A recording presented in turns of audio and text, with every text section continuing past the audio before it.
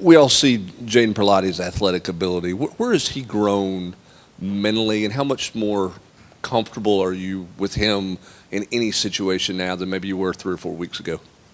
I think the biggest thing that he's done is he's been really good when it comes to him learning all the schemes and all the structures of everything that we've been doing.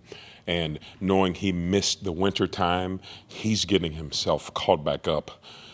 As we say, he's been in Navy SEAL training, so we've had to have him in the dark, deep waters and allowing him to learn everything and pick everything up. And as you see, as you get towards this time in November, some of the fruits of the labor are starting to come into play. And we know that he has a high level of skill, and there's some things he can do that you don't have to coach. And that's what we love about him.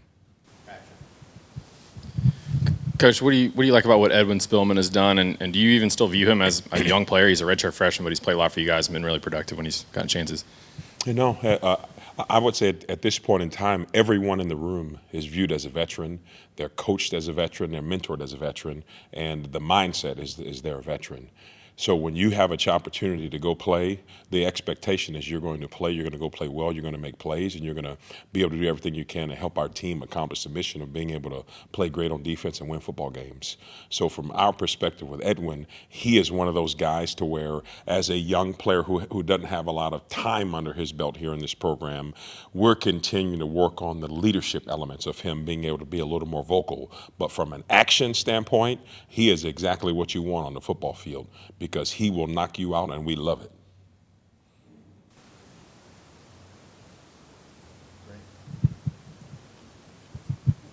When you look at Florida's offense, what's the challenge for your group in defending their offense? And maybe the second part of that is, why have you guys tackled better the last couple of weeks?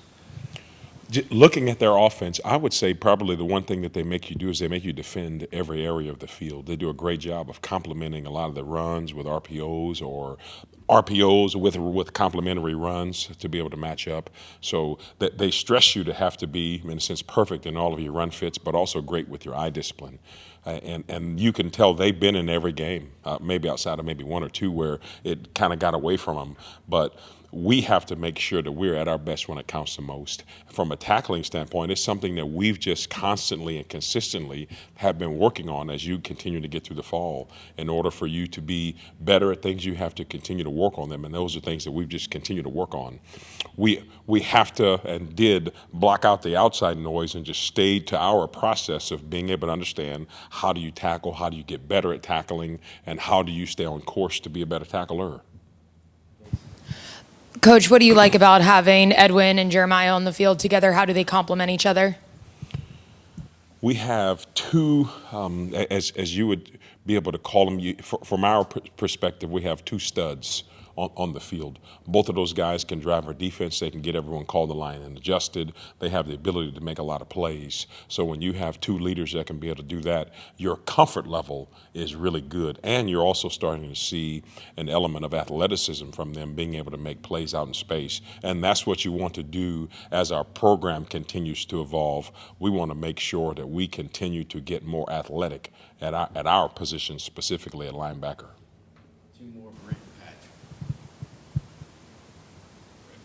Oh, sorry.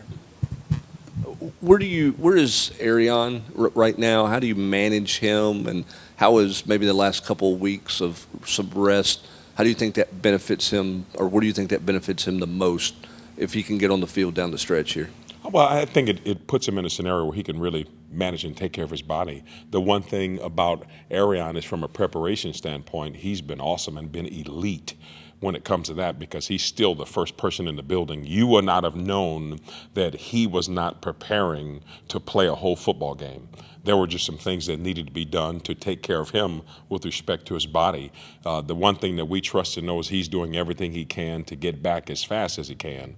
And we're trusting the process from our athletic trainers and all the things that they have in play for him.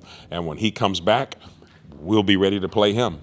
And the thing that it has been allowed us to be able to do is some of the other individuals, to put them in some limelight scenarios where they have to be able to go play and really get some intensity through repetition during these times. Jaden Harmon was in a similar position as Perlotti, not going through spring, and you said earlier in the season you wanted to play him more in a game. How have you seen him sort of progress through his first season? Same scenario, just when it comes to all of the growth items that they're doing. So having him on the field, it's wonderful to see him out there being able to get our defense called the line and adjusted, being able to make plays when he's out in space, and being able to be violent at the point of attack. Those are the things that we're consistently challenging all of our guys to be able to do. So to see him continue to take those steps, it's great because now you know you have another piece of the armor that comes into play when it comes to having more bodies that you could be able to use and have access to.